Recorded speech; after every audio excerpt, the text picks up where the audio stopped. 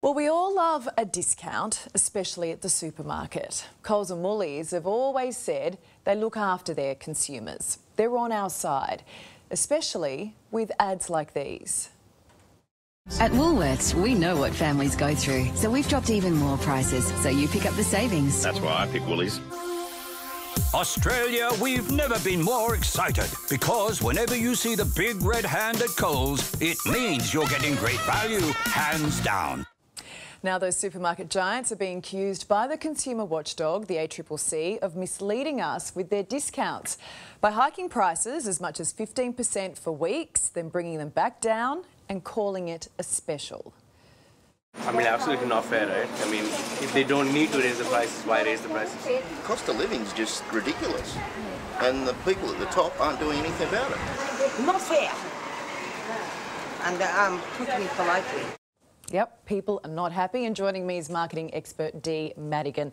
Nice to see you, Dee. What do you make of this? I think Australians have every right to be so angry at this. For a lot of Australians, Coles and Woolies are our only choices to shop at, and to find that they've allegedly deliberately used trickery during a cost of living crisis to drive up their profits. I mean, it's extraordinarily bad behaviour. What are they being accused of exactly? So what they've done is basically increased prices and then decrease them. So, for example, in November 2022, a packet of Oreos was $3.50.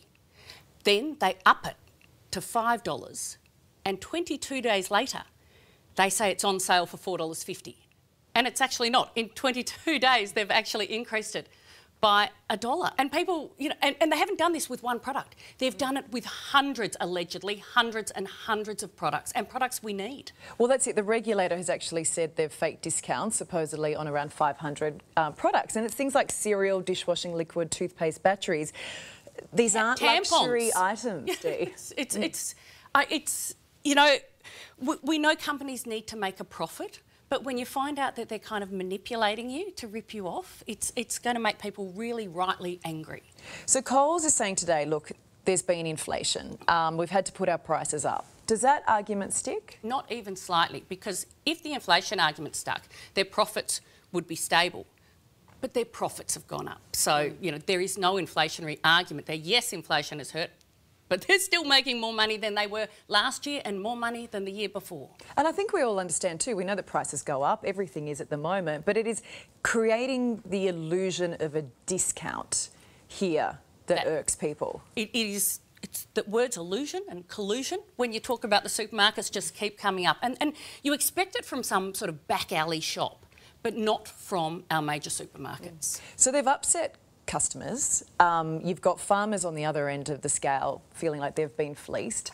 Do they have any friends left, these supermarket giants? I don't think so, because with farmers, the wholesale prices that supermarkets have paid for meat and that have gone, you know, down and down. So they've made everyone angry. But the one good thing that's come out of this is that we're hearing about it.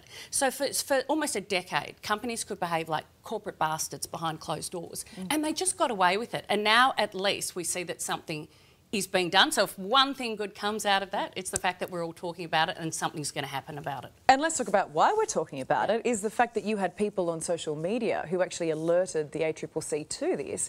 So, I mean, sometimes social media is not always evil. It isn't. And also what's good is the ACCC now has more powers to deal with it as well. For so many years, you know, when they got mad at companies, it was like they were beating them with a little feather.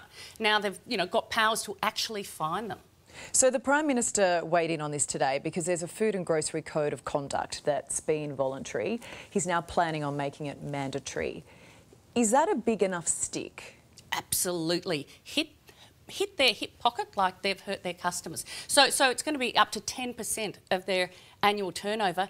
That is huge. And we saw that with the ACCC when they fined Qantas. We've now got an ACCC that's doing things about it, and the government's always also funding Choice magazine to keep an eye on the prices as well. And as he said, we've got people on social media, and because, you know, their food budgets are so tight, they are noticing it and they're letting people know, and that's like the power of the people has done this, and that's a good thing. So how much damage do you reckon has been done to their brands, and will that then hit their bottom line? Well, it's interesting, yes and no. Like, in a sense, they've got a bit of a duopoly, but there is Aldi out there, and there's a lot of farmers now who do direct to, you know, they'll come to the city once a month. I think the two responses are different though as well. One of them is, we're going to fight it, and the other one is, we're going to listen to it. And I suspect that we're going to listen to it and learn is a smarter strategy. So how do you think it'll play out? I reckon they might diverge. You know how they've always almost been lockstep, the two supermarkets? This is a chance for one of them to shine, and if I was that supermarket, I would take the opportunity.